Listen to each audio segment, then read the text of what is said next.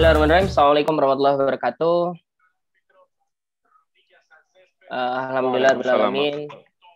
Segala puji dan syukur hanya milik Allah Subhanahu wa Ta'ala. Salat dan salam semoga selalu terlimpah pada Nabi Muhammad SAW beserta para keluarga, sahabat dan umatnya yang senantiasa berpegang teguh pada risalah Islam. Insya Allah kita semua juga nanti kelak bisa satu barisan ya bersama Rasulullah SAW di Yaumul Hisab insya Allah. Baik teman-teman semua, ini Himpas ya. Tadi saya pikirnya Himpas UI. Ini apakah ada anak selain UI? Ini Puskornas Porsi Himpas, Pak. Jadi koordinator Himpas se-Indonesia, kurang lebih begitu. Se-Indonesia ya. Nah, pengurusnya jadi campur, tidak hanya UI, ada beberapa kampus lainnya. Ya. Jadi mahasiswa cuma lebih senior lah gitu lah ya. Ya, kurang lebih begitu.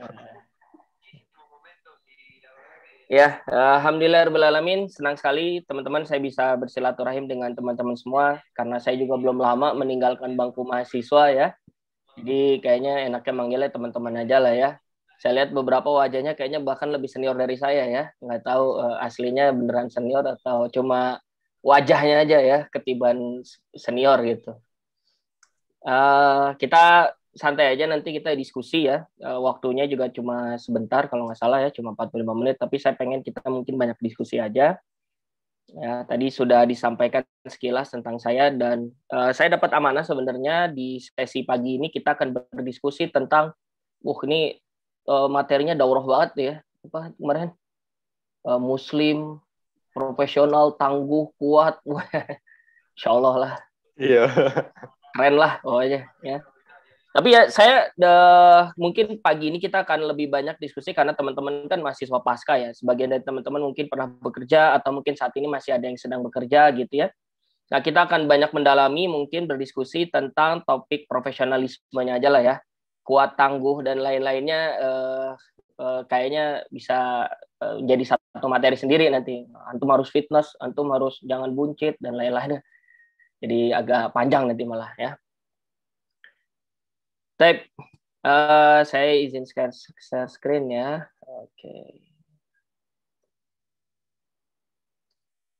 Baik, kelihatan, teman-teman?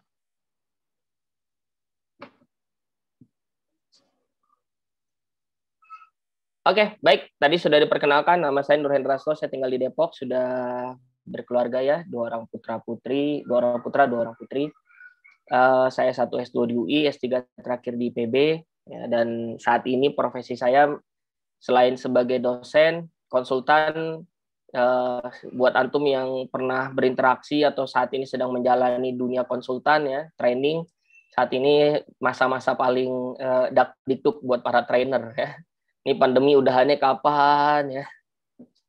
Kita jadi ya sementara akhirnya banyak teman-teman saya juga yang di bidang people development tuh. Karena sekarang nih dengan adanya online, ya kelas-kelas online itu tidak hanya diisi oleh para trainer, sebagian yang ngisi para praktisi itu, manajemennya Gojek lah, ngapain pada ngisi-ngisi training nih ya. Jadi kompetisi kita tambah luar biasa. Nah ini yang jadi kemudian jadi topik penting juga akan kita diskusikan siang ini tentang profesionalisme. Nah selain itu, nih Tio pernah main ke kantor lo ya? Siap, Bang. Ya.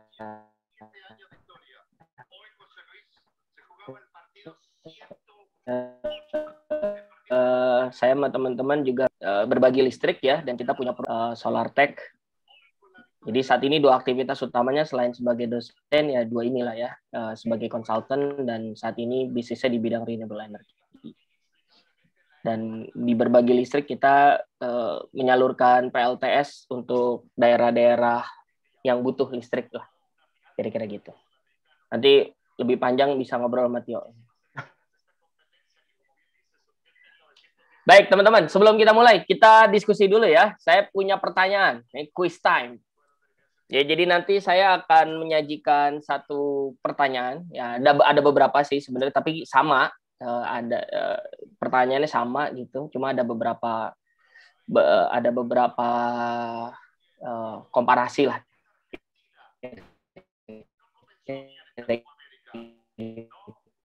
ya. Nah, saya pengen teman-teman boleh kalau mau browsing dulu, mau sambil baca, menelaah dari jurnal ya, karena ini kan Kimpas ya.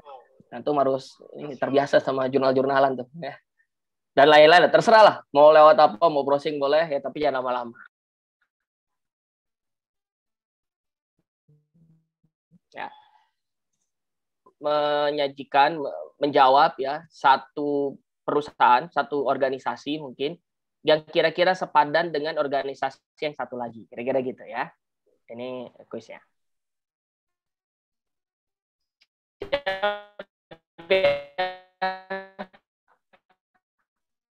Silakan semua boleh unmute, ketik di chat, mangga silakan ya. Ini kita biar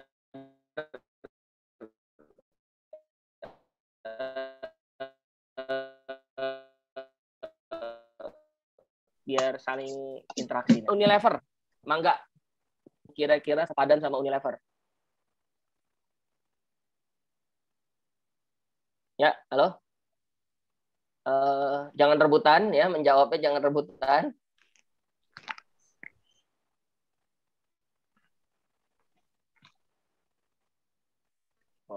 Wings. Wings. Unilever ya. Baiklah. Wardah. Ya.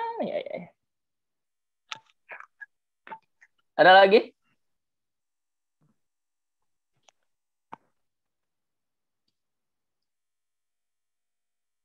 Nestle. Nestle perusahaan Muslim. Bukannya dulu kita boykot-boykotan Nestle juga waktu itu. Nggak ada, Pak, kalau menurut saya, Pak. Oh ya. Jadi kayaknya kalau nyari gitu ya, nggak usah lah dia menjalankan dengan prinsip-prinsip syariah gitu ya. Yang ownernya Muslim aja kayaknya berat banget gitu ya. Ini PR berat banget. Bahkan katanya dalam sehari itu ada 2 miliar kali consumer di seluruh dunia menggunakan Unilever produk. Revenue-nya setahun 872 triliun. Ini 20% dari APBN Indonesia, satu perusahaan. Ya. Kayaknya susah gitu nyari lawannya Unilever ya. Ini Unilever global. Yeah. Oke. Baik, lanjut pertanyaan kedua. Yang sebanding sama Alfamart? Indomaret, Pak. Oh ya, Muslim. Oh, Muslim. Tip-top. Tip-top, Pak, betul, Tip-top. Oh, Tip-top. Ya. 212 Mart ya? 212 Mart. 212 Mart yang belanjanya ke situ harus pakai keimanan ya. Kenapa kita belanja di 212 itu karena betul-betul iman aja tuh. Sodako. Ada. Ya. Kayaknya Tip-top ya sih, tapi kalau dibanding sama Alfamart, iya kalah ini ya Pak. Ya biar gimana rajanya tetap Alfamart, Indomaret ya. Revenue mereka sampai 2017 nih, mohon maaf saya agak cepat aja kemarin yang nyari datanya, 21 triliun. Ya, Alfamart. Indomaret lebih tinggi lagi ya.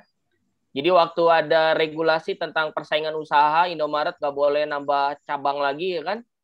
Akhirnya Indomaret bikin yang baru, Ceria Mart. Baru tahu saya, Pak. Ya, antum kalau belanja di Ceria Mart, barangnya barang Indomaret. Masih ada aquanya Indomaret ya. Jadi di retail ya paling besar mereka. Oke. BCA. BRI. Nggak bisa dibandingkan, Pak. BCA swasta, BSI punya pemerintah. Oh iya, betul. Oh iya. Ya oke. Kalau gitu siapa dong? Muamalat juga lagi wanti-wanti itu. Oh iya, Muamalat malah dakdikduk, bank pertama dan BSI syariah. BSI ini kampus apa bank? Kan dalam kendali pemerintah, nggak bisa dibandingkan. Oh ya, tapi ya oke lah. Katakanlah Bank Syariah Indonesia itu punya Muslim lah ya, misalnya ya. kan dia memang concern sama ekonomi umat. Tapi kira-kira secara kinerja bisa di-compare nggak sama BCA? Kinerja? Nggak bisa. Kinerja BSI Kenapa? masih sangat-sangat. Kalau secara Antum orang BSI atau gimana? Kalau dari sisi customer ya Pak, kalau dari sisi customer kayak kurang deh. Kalau dari sisi customer, nggak tahu kalau dari sisi peneliti. Oh iya. Ya, ada yang punya rekening di BCA? Enggak ya? Masya Allah. Nah, udah di jalan yang benar berarti antum ya. Ya, cuma kalau antum ngebandingin BCA sama BSI, ya dulu waktu saya di kantor konsultan lama, klien utama kita itu BCA. 80% omsetnya itu dari BCA. Ya.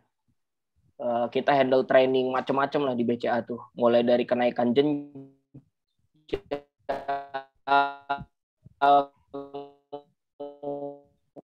health management, wealth management. Ya. Dan saya berapa kali ikut meetingnya mereka. Tahun 2018 saja, ya kalian tuh boleh tebak-tebakan nih.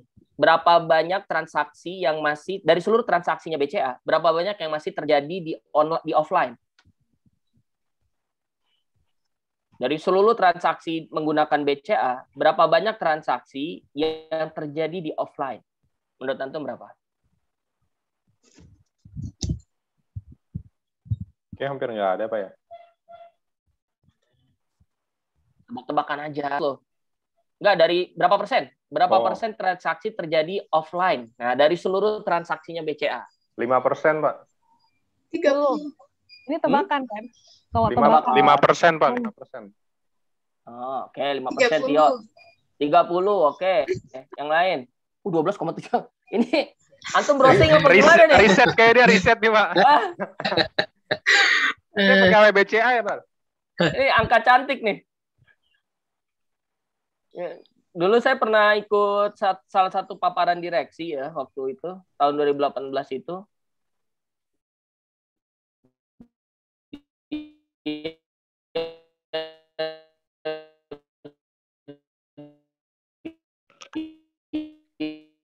Bilang itu hanya 3%.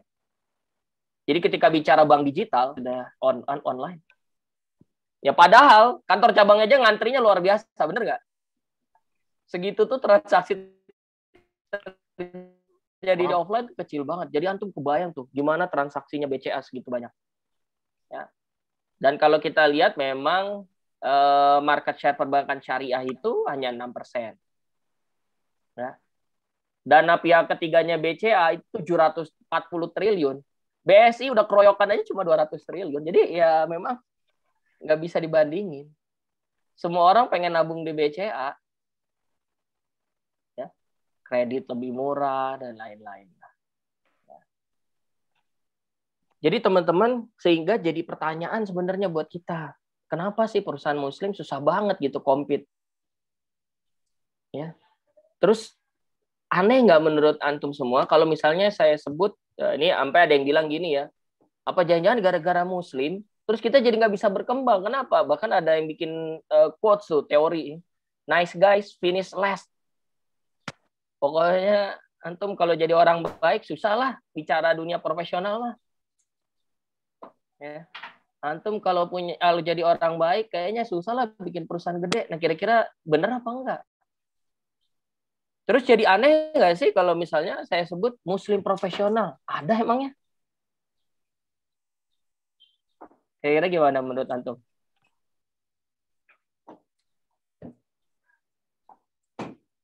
Jadi fakta empiriknya, kita lihat perusahaan-perusahaan besar itu susah, bukan susah ya, tidak ada bahkan mungkin.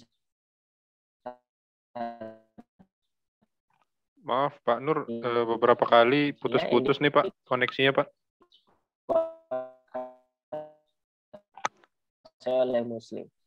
Ya. Yang putus-putus, maaf. Saya pindah jalan.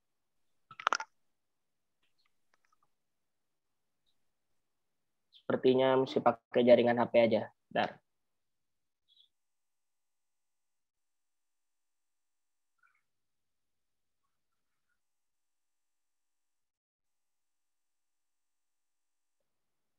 Tes. Putus enggak? Aman, Pak, aman. Aman ya?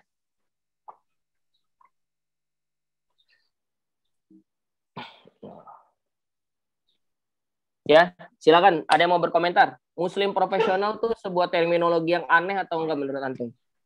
Bisa nggak orang Muslim tuh profesional?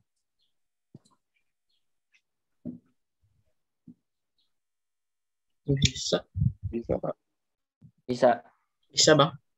Ya, gimana caranya tuh?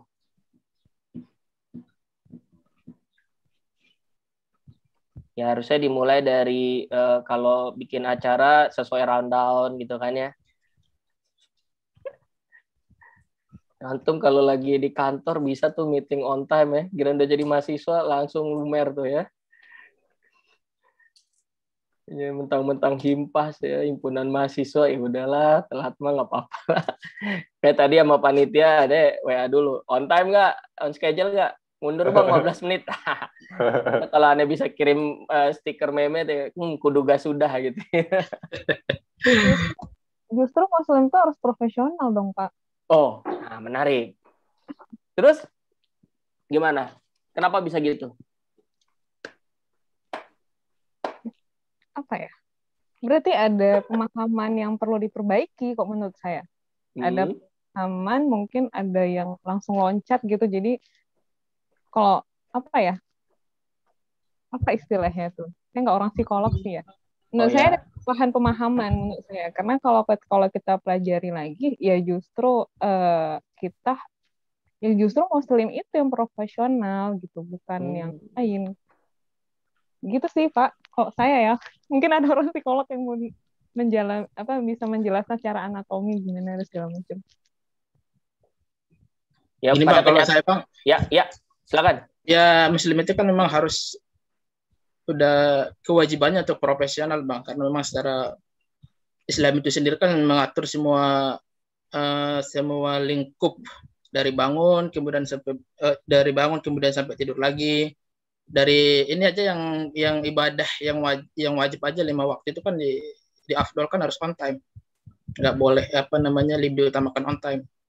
Dari situ aja sih udah kita harus disiplin, kemudian on time dan seterusnya. Jadi sistemnya yang dimiliki sama Islam itu harusnya membuat kita profesional, betul ya? Ya, idealnya, kondisi ideal. Oh, idealnya. Ya. Di prakteknya ya kita bisa tahu sendiri kan, misalnya kayak dari waktu aja kita molor sering begitu. Nah, mestinya dari segi waktu aja berarti ada yang dikoreksi gitu. Belum lagi bicara kinerja dan segala macam. Ya. Jadi teman-teman semua, ini yang perlu kita bedakan antara dogma dengan menjalankan dogma. Ya.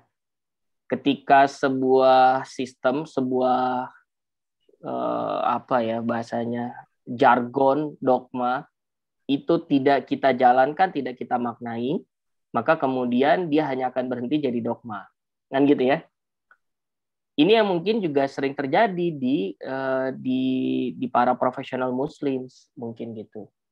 Sehingga misalnya gini, ini bukan barang baru lah ya. Saya kalau misalnya ada program untuk BCA misalnya, mohon maaf teman-teman semua ya, di level eselon tertentu ya.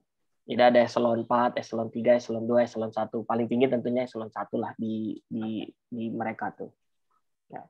Kalau program sudah masuk ke eselon 2 ke atas, itu jarang sekali saya ketemu pribumi.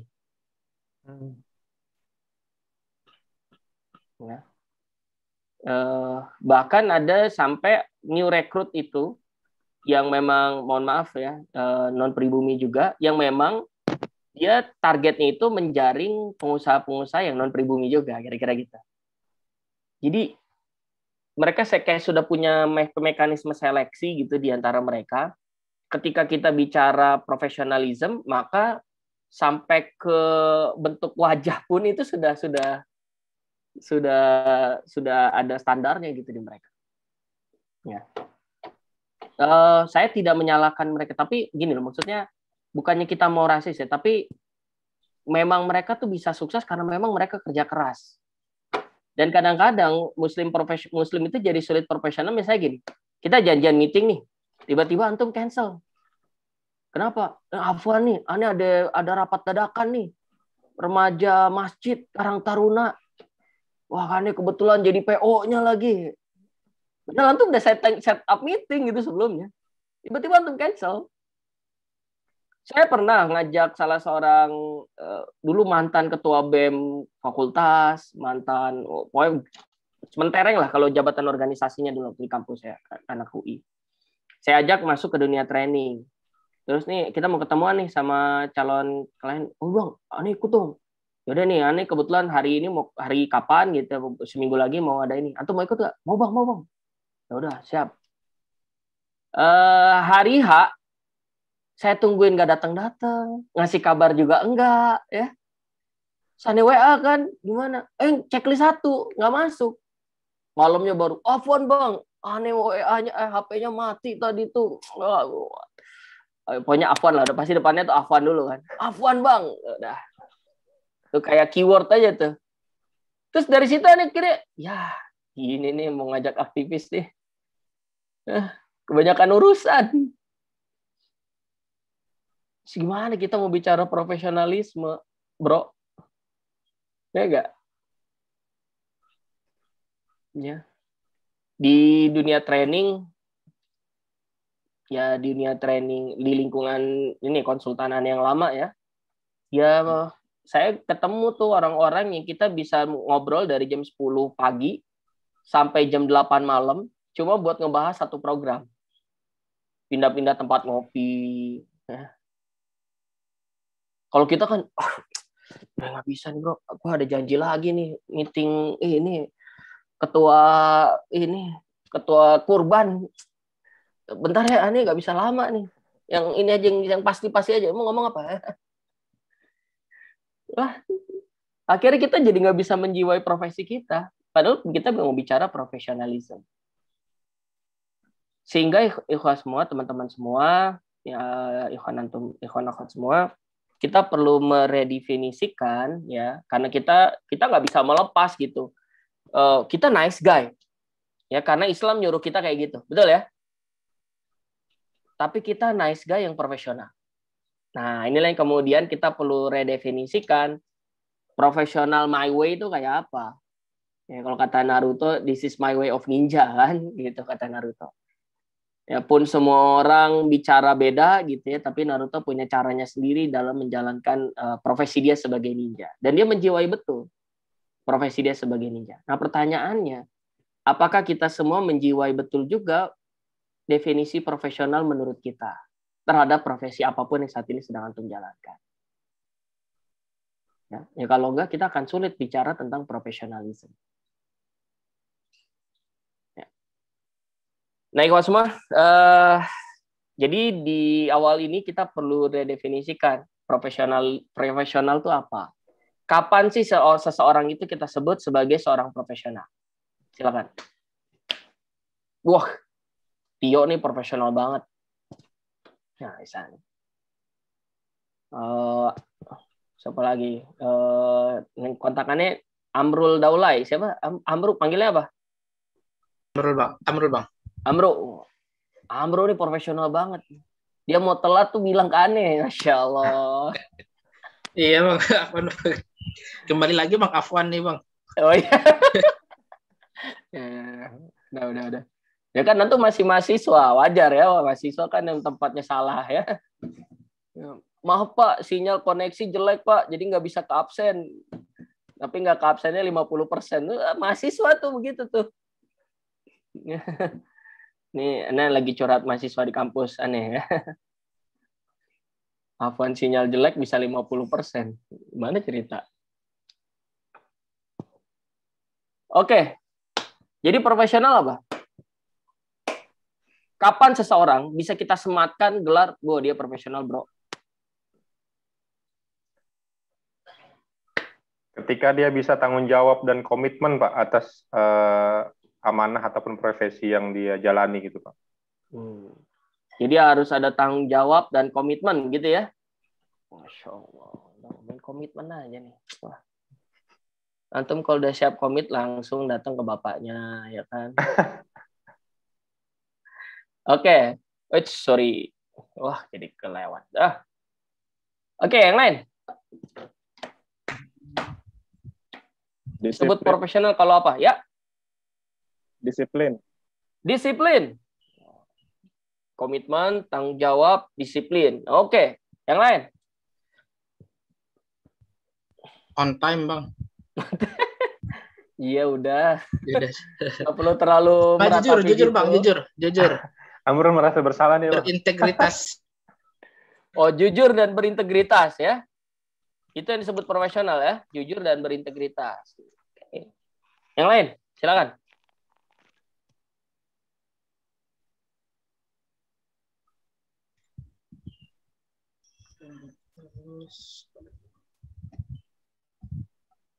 Awatnya? Nggak ada yang mau komen, Awat? Berkompeten, Bang. Oh, kompetensi. Ya. Jadi, jujur, berintegritas, kompeten, berkomitmen, bertanggung jawab. Ini orang kayaknya cocok jadi ketua RT nih. Udah memenuhi semua, bertanggung jawab lagi ya.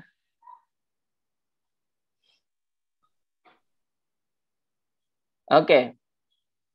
Ada lagi? Awat ya? Ada berapa orang ini di grup? 26, 25 berarti ya di luar saya. Oke.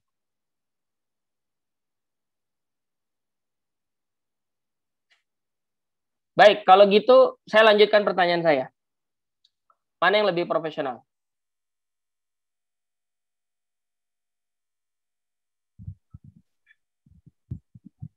Nggak bisa ditebak, Bang. Kalau lihatnya dari penampilan doang, mungkin orang akan mikir yang pakai jas, Bang. Oh. Kalau dari penampilan aja. Jadi kalau dari penampilan kita bisa menduga yang sebelah kiri ini lebih profesional ya. Walaupun belum tentu sebelahnya. Baik.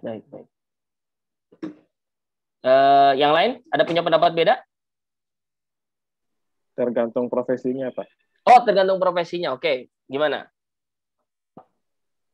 Yang mana apa ya, sebelah kanan itu apa? Influencer. YouTuber. Iya. Kalau di dunia korporasi nggak bisa begini ya? Begitu? Di beberapa tempat formal mungkin iya, Pak. Di kantor pemerintah mungkin. Iya. Antum pernah lihat Nadiem Makarim pakai jas sebelum jadi menteri? Pakai jas. Pernah, Bang. Iya, formal, jas, dasi. Pas wisuda mungkin, agenda istanaan. Oh iya, kalau sebelum jadi menteri. Kalau udah jadi menteri mau nggak mau dia. Oh iya. Pas wisuda mungkin, Pak. Ya. Tergantung tempat kerja sih, Bang. Ya. Pernah ngelihat Ahmad Zaki pakai jas formal? Belum. Pernah ngelihat Bob Sadino pakai celana panjang? Belum.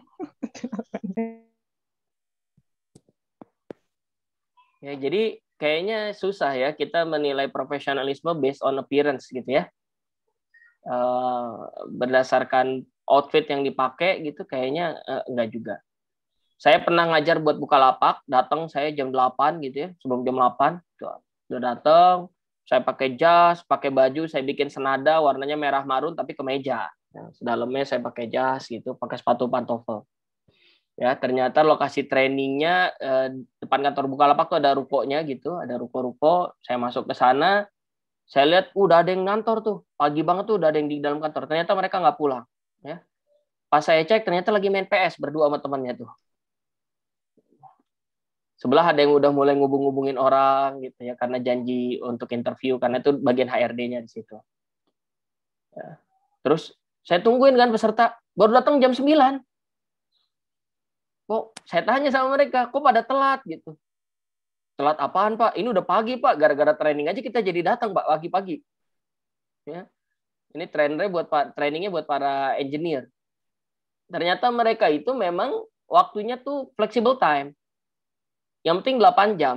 Jadi kalau misalnya mereka masuk jam 10, ya keluar jam 8 malam, kira-kira gitu. 10 jam 6. Jam 6. Ya gitu kira-kira. Ya. Bahkan kadang-kadang ada yang ngambil malam, nginep. Ya, sampai karena lagi ada pekerjaan tangan, engineer gitu ya. Ya dia kalau udah pegang komputer kayaknya lupa sama dunia gitu kan. Tanggung nih, lagi tanggung. Jadi mereka nyelesain gitu. Ya. Dan yang lebih bikin saya gelagapan apa? Yang pakai jas, pakai kemeja, ternyata cuma saya doang. Yang lain tuh pakai sendal jepit, swallow lagi, luar biasa nggak tuh? Celana jeans buat bedel. Saya jadi ngerasa saltum banget itu di situ. Ada yang pakai sweater doang. Bukalapak tuh. Yang sebentar lagi mau IPO, katanya bisa yang terbesar di Indonesia, konon kabarnya. Kalau jadi. Oke. Mana yang lebih profesional? Belah kiri, belah kanan?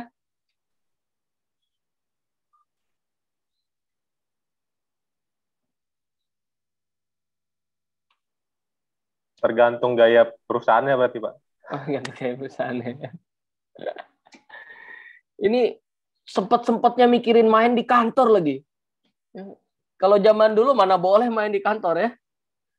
Ini ruang meeting dipakai mainan, Masya Allah. Nggak profesional banget sih. Justru itu profesional, Pak. Oh, justru profesional. Baik, gimana? Berarti apa ya? Bisa melihat karakteristik profesional tuh kan maknanya luas ya. Berarti dia bisa melihat karakteristik pegawainya gitu. Oh, dengan karakteristik gen yang seperti ini perlu diseimbangkan nih antara beban kerja dengan kebutuhan formanya gitu. Otak kanan otak kirinya gitu. Kalau misalnya ya work life balance. Kalau misalnya di kiri itu kan kayak format lama ya, istilahnya generasi baby boomers dan yang notabene orang mandangnya orang yang profesional itu yang duduk di kantor menghadap di dalam suatu ruangan dan segala macem gitu dengan pakaian yang rapi. Tapi kan belum tentu juga yang dikondisikan ini nggak profesional gitu kan. Belum tentu ketika ada seperti peralatan olahraga terus nggak profesional, kan belum tentu juga. Jadi dilihat juga situasinya dan di era apa gitu. Belum tentu juga kayak nongkrong duduk begitu nggak bener kerjanya, nggak profesional, belum tentu juga. Gitu loh. Ya, jadi kalau tadi bilang makna profesional luas, jadi apa dong profesional? Orang tuh disebut profesional kalau apa, Mbak? Kalau menurut saya, kalau saya didoktrin sama dosen saya, profesional itu ada integritas. Tapi bicara integritasnya bisa luas lagi kan. Itu tadi, Bang, tergantung, saya manggil abang aja, tergantung siapa yang dihadapi gitu. Kalau misalnya generasi Z, seolah-olah karena dia pakai baju casual misalnya, atau dia tidak bekerja dengan kemauan generasi yang dulu terus dikatakan profesional, enggak dikatakan integritas, kayaknya enggak deh gitu. Kita kan bisa rapat misalnya sekalian hangout tuh bisa sekalian rapat dengan, jadi menurut saya sih lebih ke profesional mungkin contribute to the others kali ya gitu. Gitu kali ya, menurut saya sih gitu sih ya. Profesional, karena kalau misalnya kalau profesional hanya dikatakan hanya dalam kerangkeng yang baku bahwa dia harus sesuai koridor, kayaknya enggak deh menurut saya kayak gitu. Tapi kalau misalnya dia ada contribute the others tuh bisa sih menurut saya sih seperti itu. Iya. Bisa kali ya. Di sini nggak ada diskusi yang benar dan salah kan di sini. Oh iya, tenang aja. Nggak ada bakalan ngaruh ke nilai kalian juga kok, bebas, tenang ya. Baik, teman-teman semua. Nah, saya mau lanjutkan dengan ini aja deh. Nah, udah pada sarapan belum? Udah, Bang. Udah lah ya. Baik, saya dulu waktu mahasiswa tuh senang banget makan nasi goreng. Kenapa? Karena menurut saya aman. Ya, kita ngeluarin duit sejumlah tertentu, dapat rasa nasi goreng yang relatif aman gitu. Kecuali antum lagi hunting kuliner. Tahu nggak suka gitu. Aduh, nggak suka. Kalau nasi goreng tuh aman lah. Antum mau beli di mana aja kayaknya ya aman lah gitu, pasti keterima.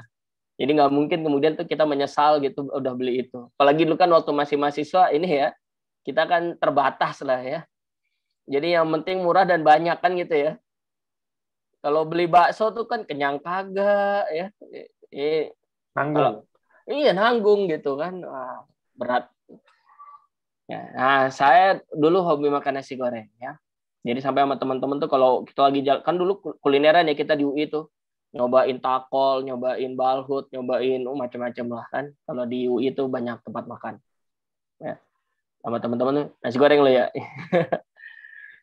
Nah, teman-teman, ada satu langganan nasi goreng saya pakai tenda gitu ya. Saya datang tukang nasi goreng tersebut. Terus saya order kan, "Bang, nasi goreng atuh." Nah, tukang nasi goreng bilang apa tuh habis itu?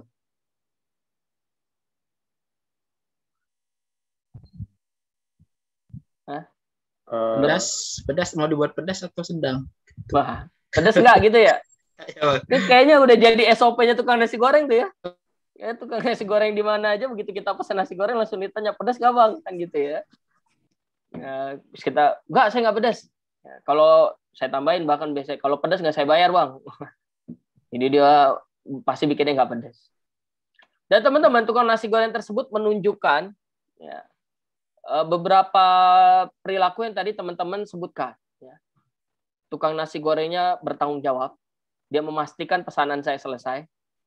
Dia berkomitmen ya bahwa saya akan bikin nasi goreng ini sampai selesai gitulah kira-kira. Dan dia kompeten. Kenapa? Karena dia bikin nasi gorengnya bisa gitu. Enak lah gitu ya. Apalagi tuh tadi teman-teman bilang berintegritas ya. Jadi begitu saya pesen nggak pedas tetap dia kasih nggak pedas, nggak gara-gara nih orang kayaknya bakalan ngutang nih saya pedesin aja, enggak. Dia tetap bikinnya itu nggak pedas sesuai pesanan saya. Berintegritas lah ya.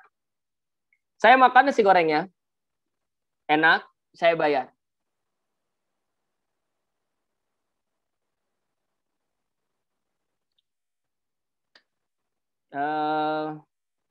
Enak, saya bayar. Nah, kemudian saya keluar dari tukang nasi goreng itu, keluar dari tendanya. Terus menurut teman-teman ada nggak kesan di saya? Terus saya akan bilang, Kang nasi goreng profesional. Kenapa? Nasi goreng gue jadi menunjukkan dia berkomitmen terhadap nasi goreng saya. Kira-kira gimana? Ada nggak kesan saya terhadap tukang nasi goreng tersebut? Buat tukang nasi goreng profesional. Ada nggak menurut teman-teman?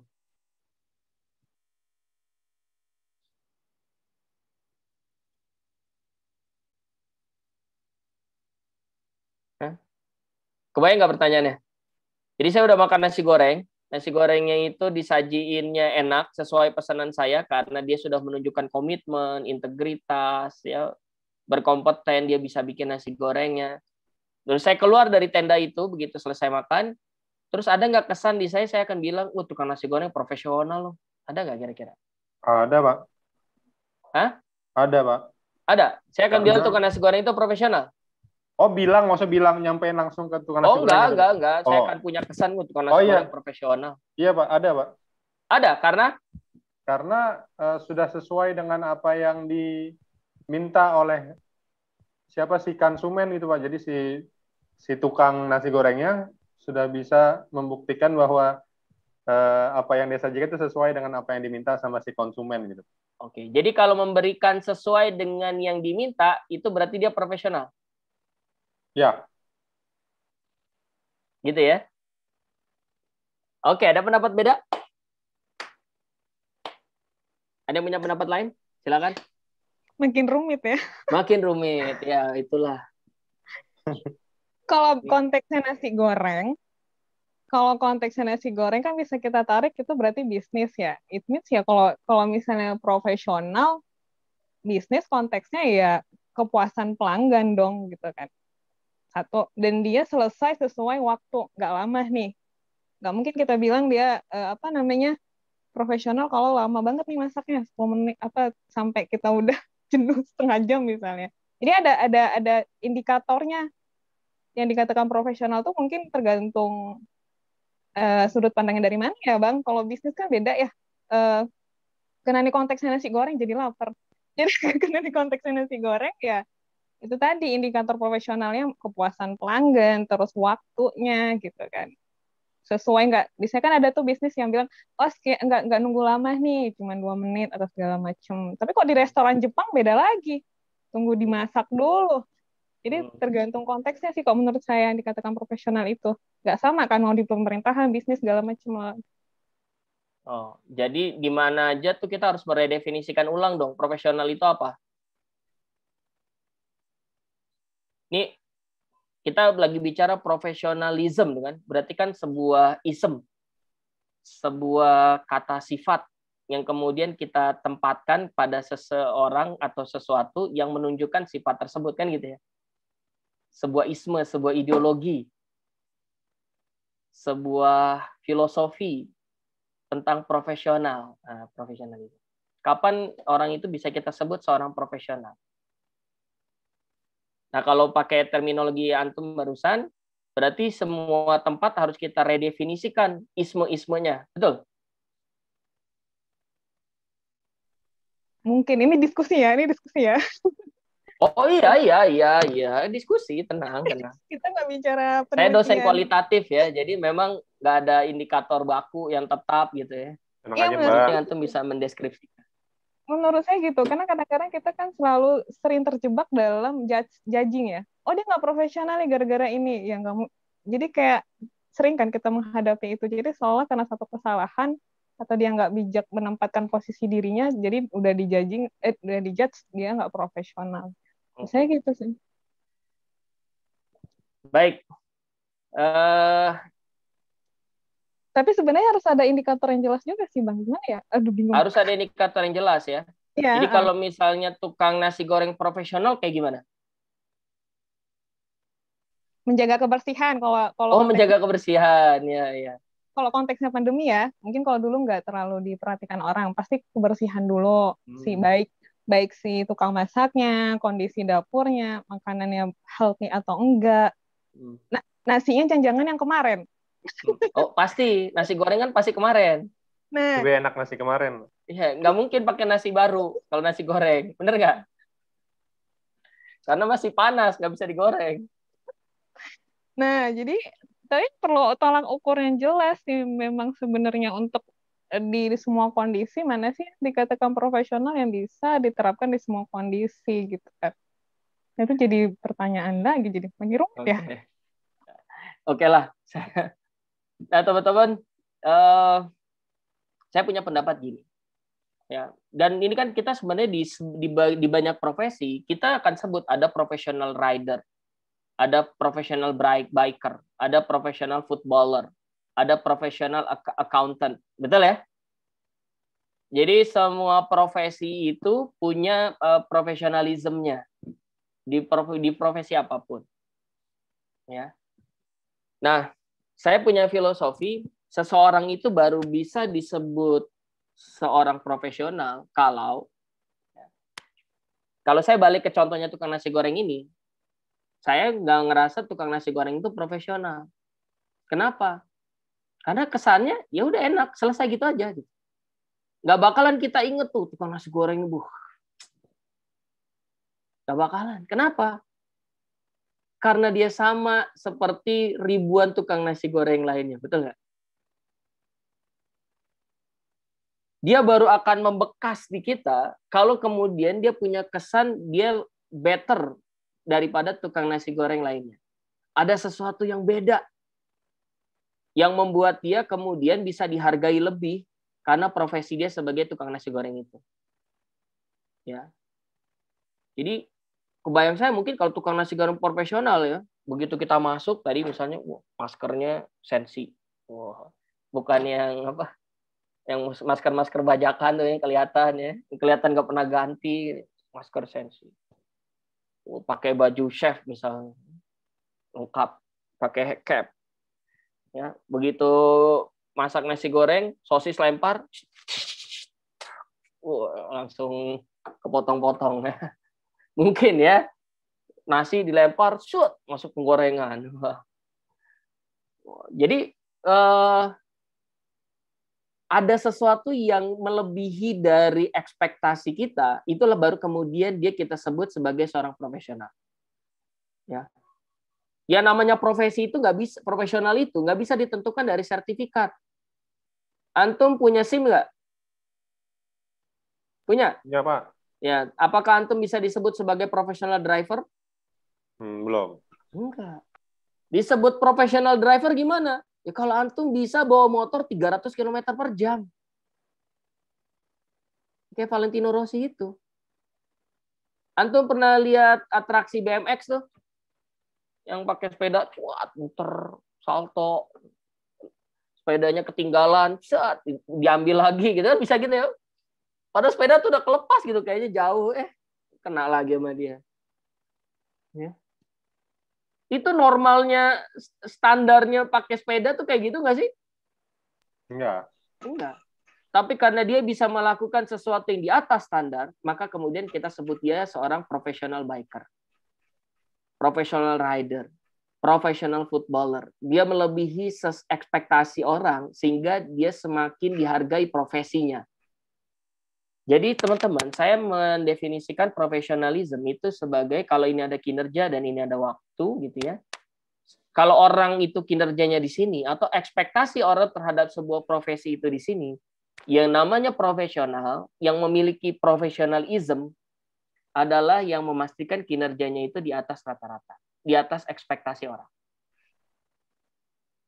Semakin tinggi kinerjanya, ya, dia bisa menghasilkan kinerja yang lebih tinggi, maka dia akan semakin dihargai profesionalnya. Sehingga teman-teman, kalau definisi ini yang kita gunakan, maka siapapun kita, apapun profesi kita punya profesionalisme. Kita bisa punya profesionalisme. Jadi antum mahasiswa nih, jangan nunggu lulus baru bisa profesional. Kalau antum bisa membuat sebuah event, membuat kegiatan yang itu di atas ekspektasi rata-rata, antum profesional itu di situ. Kalau antum bisa menghasilkan kinerja di atas ekspektasi rata-rata, maka di situ antum punya profesionalisme. Jadi nggak nunggu antum masuk Unilever dulu, baru kemudian disebut profesional. Nggak nunggu kemudian kita kerja di bank swasta gede dulu, baru kita disebut profesional. Dimanapun kita, apapun profesi kita bisa punya profesionalisme. Selama kita bisa menghasilkan kinerja di atas ekspektasi orang lain. That's professionalism. Ya. Jadi kalau orang udah expect, ya kinerja mahasiswa mah paling begini, banyak salahnya. Ternyata antum bisa menghasilkan kinerja lebih baik dari itu. Antum udah menunjukkan sikap profesionalisme. Wajar kalau kemudian ada dosen ngajak antum ikut proyek dan antum dihargai jasanya. Karena antum menunjukkan sikap profesionalisme. Ya, di atas rata-rata. Nah, ini definisi saya tentang profesionalisme. Jadi dia bukan bicara standar. Antum, saya punya sertifikasi coaching. Sertifikasi coaching apa sih? Ya artinya saya memenuhi batas-batas standar sebagai seorang coach. Ya. Tapi kalau saya mau membuktikan saya mendalami profesi coach dengan baik, ya saya harus punya kemampuan yang di atas rata-rata coach. Benar nggak? Baru kemudian profesi kita tuh dihargai lebih. Ya. Sehingga teman-teman, yang namanya profesional itu adalah orang yang bisa melakukan kinerja above average. That's professional. Nah, teman-teman, kalau kita balik ke diskusi awal kita harus jujur mungkin mengakui agak-agaknya kita kesulitan mendefinisikan profesional. Kenapa? Karena pada kenyataannya banyak perusahaan muslim itu saat ini kinerjanya di atas atau di bawah average. Ya. Mungkin kita harus mengakui kita nih sulit mendefinisikan profesionalisme. Dan ini sesuai sebenarnya sama nubuat Nabi gitu. Rasulullah kan bilang, man aradda dunya, tahu hadisnya? Man aradda dunya, barang siapa yang menginginkan dunia, Fa'alaihi bil ilmi. fa'alaihi bil ilmi. Bayangkan Rasulullah bilang, kalau yang pengen dunia, wajib baginya ilmu. Man aradal akhirah, bil ilmi. fa'alaihi bil ilmi. Nah, yang menarik, Rasulullah lanjutkan hadis itu. Jadi kan udah disebut dunia butuh ilmu, mau akhirat butuh ilmu. Yang pengen kedua-duanya, maka fa'alaihi bil ilm juga. Seolah-olah Rasulullah tuh mau menegaskan ada ilmu tersendiri yang kemudian bisa membuat kita itu sukses dunia akhirat. Sukses dunia ada ilmunya. Sukses akhirat ada ilmunya. Antum kalau mau sukses dua-duanya, pelajari nih satu ilmu spesial lagi nih. Yang kemudian bisa membuat kita profesional, tapi kita tetap nice guy. Nah, apa tuh? Ya, ini yang kemudian perlu kita dalami, pelajari lebih jauh. Ya. Nah, ini contoh. Orang yang profesional di bidangnya, maka kemudian dia pasti akan dihargai sesuai dengan kinerja yang bisa dihasilkan. Ya, Ronaldo itu 1 tahun 1,9 T penghasilannya. Ya, 1,9 triliun. Oh, luar biasa. Lu beli kerupuk dapat berapa ya? Banyak lah pokoknya ya. Kenapa CR bisa dihargai segitu banyaknya? Ya karena dia mendalami betul profesinya. Nah, ikhwah semua, ini penting sebenarnya ketika nanti antum putuskan mau di profesi apa, yang kemudian di profesi itu antum jiwai betul. Ini emang profesi saya gitu, saya nikmati betul prosesnya. Jadi jangan sampai masih transaksional gitu sama profesi antum sendiri. Antum harusnya mimpin apa, tapi wah bentar nih, aneh ada urusan lagi yang lain. Sehingga passion antum tuh nggak ketemu gitu. Nah ini makanya saya punya teori ya. Kalau antum pengen jadi profesional itu harus ketemu nih 3 hal ini. Ya. Jadi dasarnya seorang profesional itu kenapa dia bisa dihargai segitu tinggi? Karena dia mendapatkan trust dan respect dari orang di sekitarnya. Ronaldo dihargai segitu tingginya kenapa? Karena orang percaya dia atas apa yang dihasilkan. Kontribusinya, orang percaya naruh dia di lini paling depan, dan untuk itu dia respect gitu sama si Ronaldo dengan menghargai nominal yang segitu besarnya. Ya, jadi semakin antum bisa mendapatkan trust dan respect oleh orang yang lebih banyak, orang lebih luas, maka itulah modal profesional antum. Nah, gimana dong caranya kita bisa dapetin trust dan respect? Ya, nah 3 hal ini yang antum harus miliki. Yang pertama itu kompetensi, nggak bisa enggak. Yang namanya profesional tuh harus kompeten di bidangnya. Kalau antum sudah putuskan, kayak saya misalnya, saya di dunia people development gitu, saya sudah putuskan saya menjadi seorang people developer, ya kompetensi di bidang itu, ya wajib saya miliki, nggak bisa enggak. Nah, itulah kenapa saya ikut sertifikasi, ya ikut di berbagai komunitas yang bisa mengembangkan aspek keilmuan saya dan lain sebagainya. Ya, kompetensi itu tanggung jawabnya antum semua sebagai seorang profesional. Apapun bidang yang antum milik, yang antum putuskan untuk antum jalani. Saya mau jadi digital marketing, Bang. Ya udah jalani. Semua hal terkait digital marketing antum harus bisa jawab. Saya mau jadi dosen akuntansi, Bang. Ya udah, semua hal yang berkaitan dengan keuangan, pasar saham kalau perlu, antum harus kuasai. Antum harus tergelitik tuh ketika melihat emang iya Tokopedia gabung sama Gojek nilainya bisa segitu gedenya. Bukannya Tokopedia bermasalah, Gojek bermasalah, begitu gabung jadi masalah yang lebih besar. Nah, secara akuntansi gimana tuh hitungan? Kita mau puas aja dapat kabar dari orang, valuasi Gojek sekarang 10 billion US dollar. Yang benar aja. Kita emang mau terima gitu aja gitu ya, kira-kira gitu. Sebagai seorang akuntan, sebagai seorang antum pilih mau profesi apa, yang penting semua kompetensi di bidang itu tanggung jawab antum untuk kemudian antum miliki. Nah, kompetensi doang nggak cukup. Ketika kita bergabung dalam organisasi, maka kita harus juga menunjukkan kontribusi. CR tadi, antum mungkin ingat dulu waktu rivalitas dia sama Messi ya. CR segitu jagonya, segitu kerennya ya. Waktu ada pemilihan Ballon d'Or, selalu jadi nomor 2 kan, Messi mulu tuh yang menang tuh. Sebelum Messi cedera nih ya. Begitu Messi cedera baru kan Ronaldo menang. Izin Bang Nur, waktunya 5 menit lagi Bang. Oh ya, ini slide terakhir kok, tenang aja. Ya, kenapa Messi bisa dihargai segitu tingginya? Karena kontribusinya. Ya.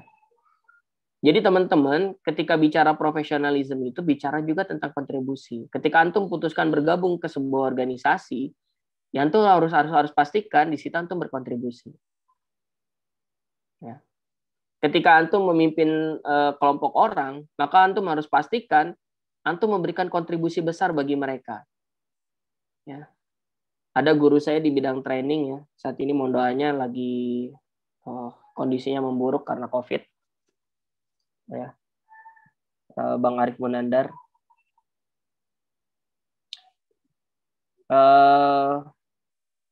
Nah dia tuh wah luar biasa tuh. Udah pokoknya kata-katanya nggak ada yang manis aja kalau lagi ngajarin tuh ya. Saya selesai turun lagi ngisi kan di depan, begitu turun, habis dibantai. Kamu tuh harus gini, wow, habis lah. Ya tapi ya, proses itu yang kemudian ya saya bisa survive di dunia training waktu itu. Jadi buat saya akhirnya kontribusi beliau yang waktu itu mungkin kita terimanya sebagai ngomelin doang gitu ya. Wah, tapi saya merasakan gitu, ada kontribusi besar bagi kehidupan saya gitu. Meskipun gayanya kayak gitu. Nah, antum juga gitu nanti sebagai seorang profesional ketika antum menjadi seorang mentor buat orang lainnya, jadi pimpinan organisasi, apa kontribusi antum buat anggota tim antum? Meskipun dengan cara yang paling nggak enak gitu ya. Dan yang terakhir adalah bicara tentang kredibilitas. Ya. Nah, rasa-rasanya sulit antum meskipun berkompetensi, meskipun mencoba berkontribusi, tapi orang nggak percaya sama kredibilitas antum, ya, maka antum sulit dapetin trust dan respect dari orang. Ya, kredibilitas itu ya tadi walk the talk. Integritas. Antum janji jam 9, ya 9 kurang 5, antum udah ready. Ya, dan lain sebagainya. Ya, saya kalau lagi handle training, PNS gitu, di rundown bilang jam 8. Saya sudah tahu banget, mereka pasti nggak bakalan ada jam 8 itu di kelas gitu ya. Ya tapi jam 8 kurang, saya dan tim harus sudah ada di kelas. Perkara kliennya belum nyampe, tinggal kita yang kejar-kejar mereka. Ya. Sehingga kita tetap menunjukkan profesionalisme. Jadi jangan sampai, ininya juga belum datang providernya, jangan sampai kayak gitu. Ya. Baik, ikhwan semua, demikian yang bisa saya sharing dalam diskusi kita pagi hari ini. Mangga kalau mau diperkaya dengan diskusi. Assalamualaikum warahmatullahi wabarakatuh. Waalaikumsalam warahmatullahi wabarakatuh. Ya, jazakallahu khair kepada Bang Nur Hendrasto atas materinya.